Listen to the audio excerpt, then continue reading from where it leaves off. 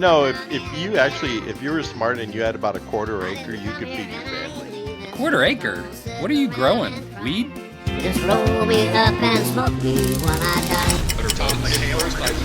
Well, hello, gentlemen. Long time no see here on the Gun Cranks. We have been busy.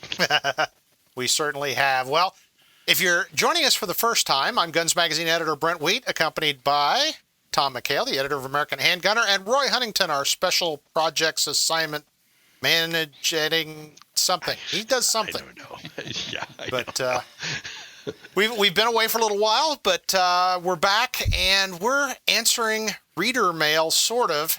We get a lot of questions about preparedness-related topics, and we decided we're going to do a series on it. So it kind of ties right in with what our sponsor, For Patriots, does. And we thought, let's just talk about some of that stuff, because we get that kind of questioning about what we do all the time. So, guys, we're going to talk about preparedness. And this will be a multi-part series. This first one, we're going to talk about my favorite thing in the world, aside from corn liquor, food. And we're going to talk corn about... liquor's first, right? It is. Hey, it's just condensed corn, right? But before we get started, a serious note. You know, I'm very interested in preparedness, as I know you guys are too. But I think we need to point out the fact that none of us believe in being a prepper. Prepping is just something you do. It's just part of living. It's not something that I am a professional prepper. So we just like to throw that out there. We're prepared folks. We've been doing it for a while, and this is one way to do it. It's not the way. So I think you just stepped right into a framing topic. And I was kind of pondering this before the show. I think there's two general categories of being prepared. There's being prepared for emergencies, and then what I think of when I hear the prepper, and I'm a prepper, is preparing for the end of the world as we know it.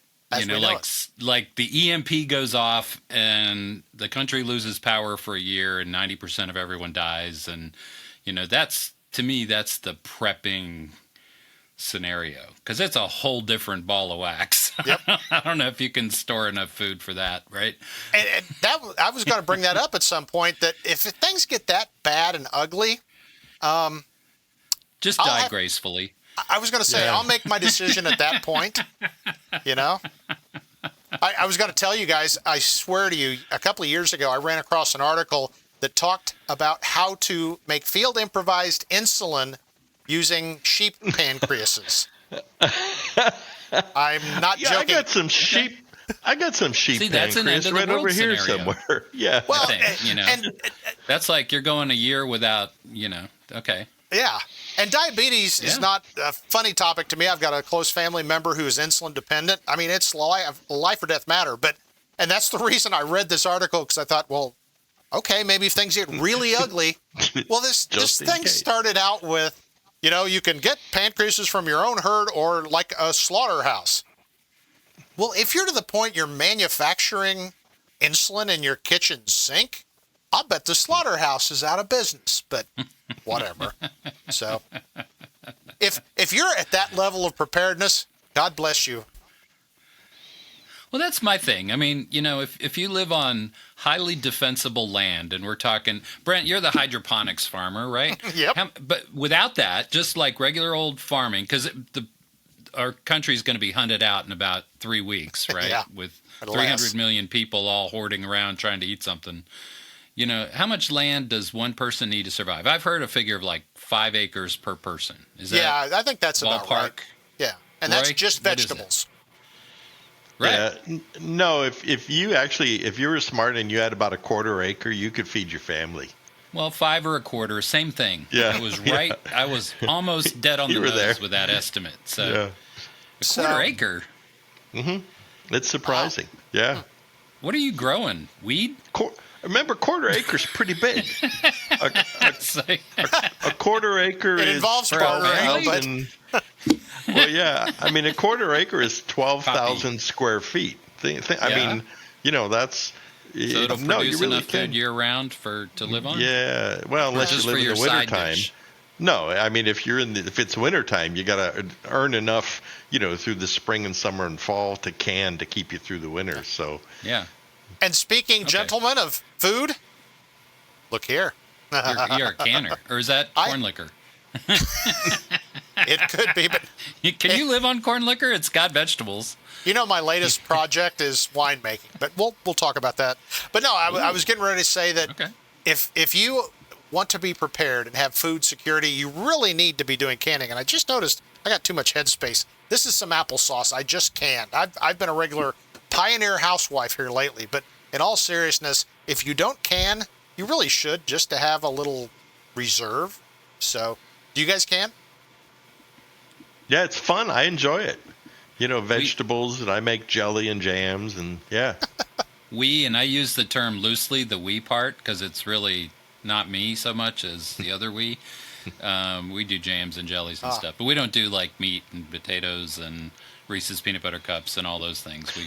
It's just more luxury things, not live on stuff. Here, let's have a little sidebar. Gracefully when the world ends. This stuff is processed in a pressure canner, and it gets the temperature up to like 250. Have you checked out a Reese's cup at 250 degrees?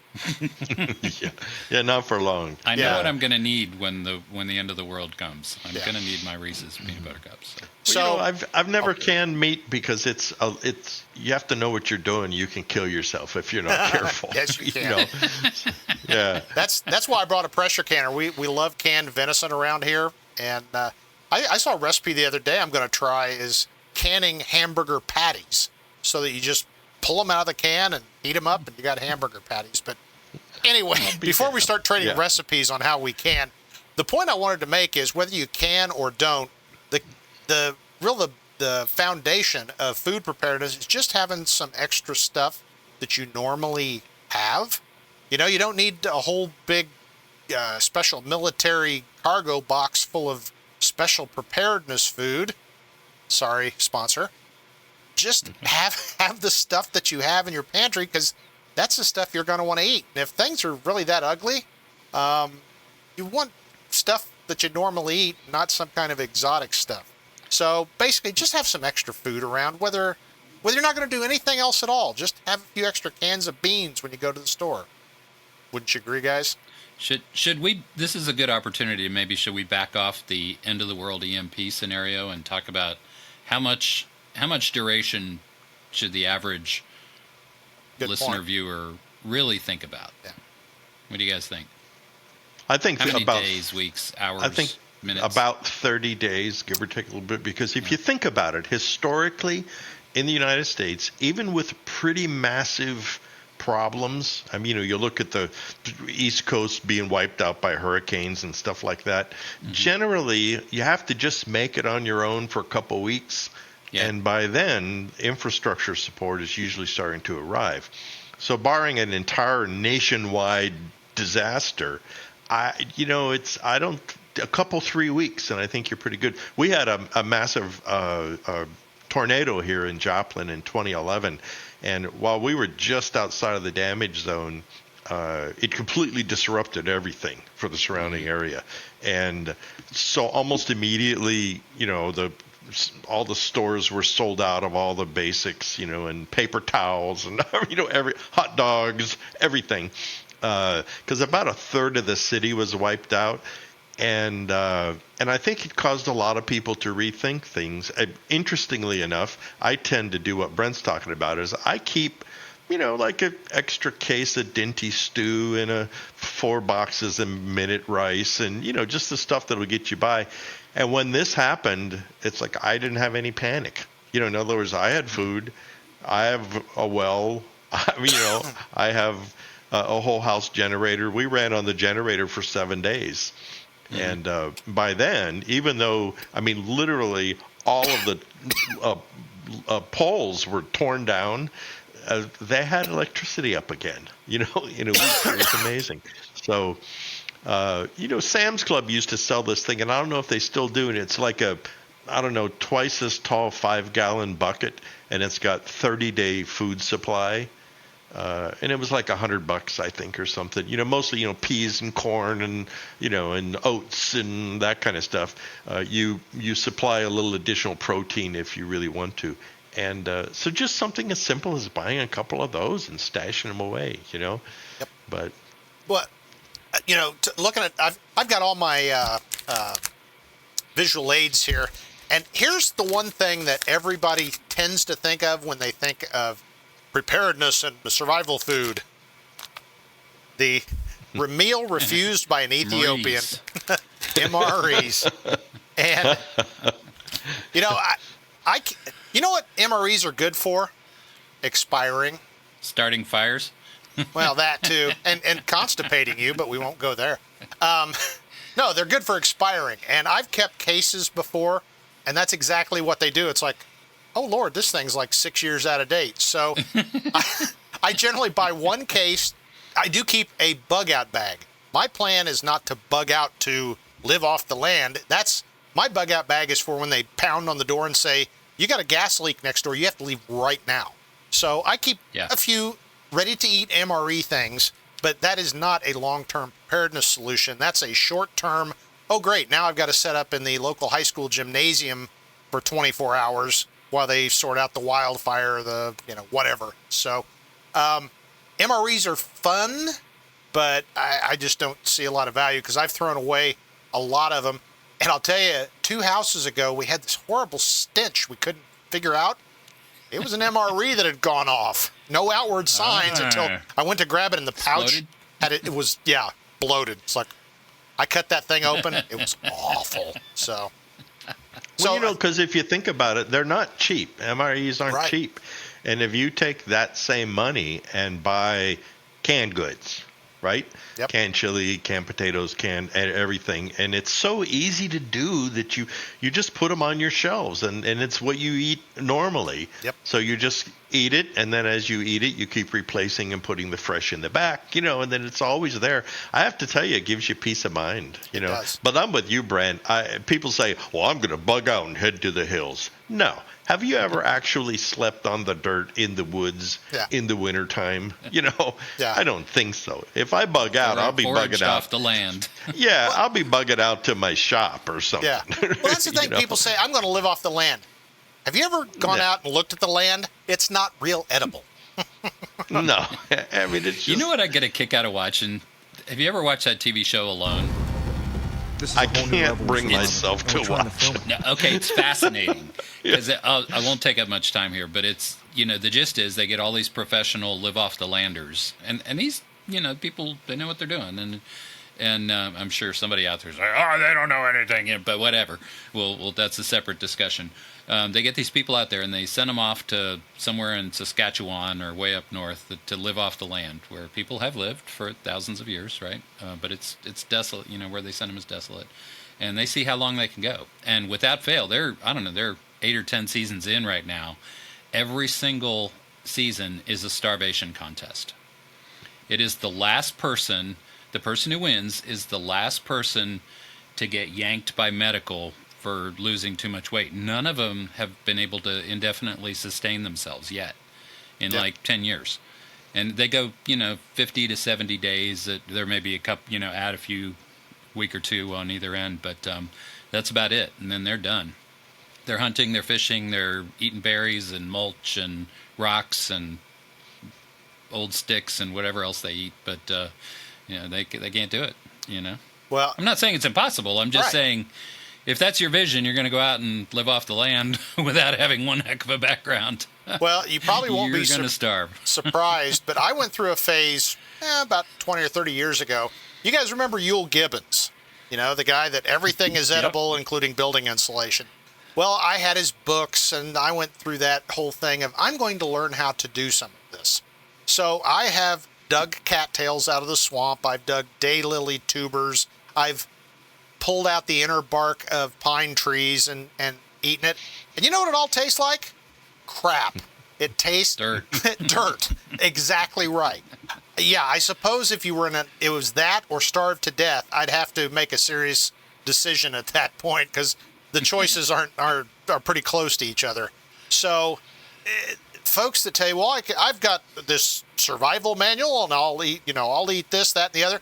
And the other thing I discovered was to even prepare them to where they were even remotely edible. Lots and lots of energy.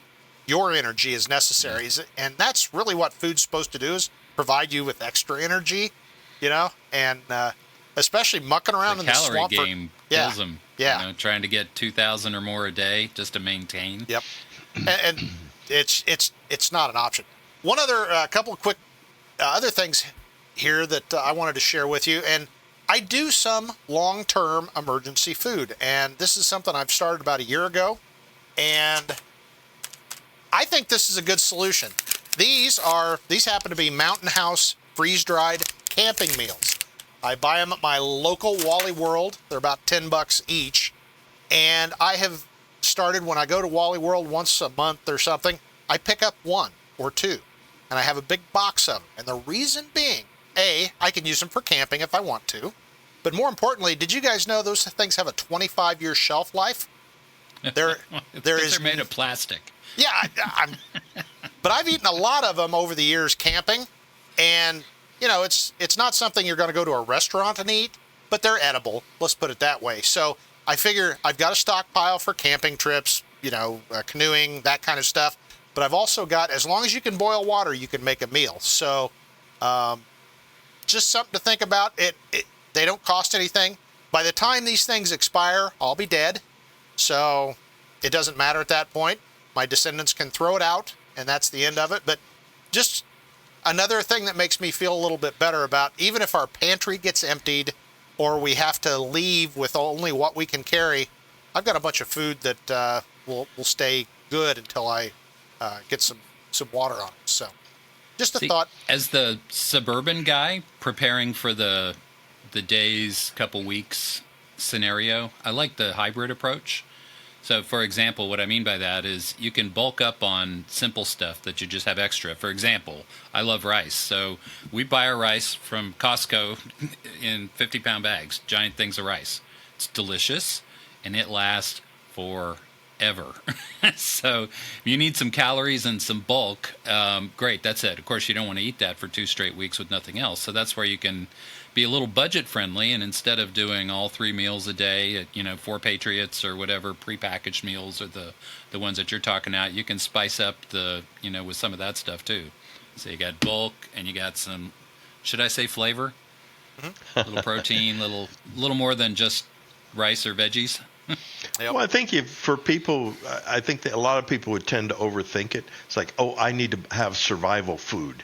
It's like, really do what Brent does. But so when you go to your local food from hell to do your weekly shopping or something, buy 1 extra can of baked beans and 1 extra can of cream corn, and yep. The next week when you go, buy a can, 2 cans of tuna, right? And then, and in no time at all, you've got a shelf in your pantry and it's full of canned goods. It'll keep you guys going for a couple of weeks.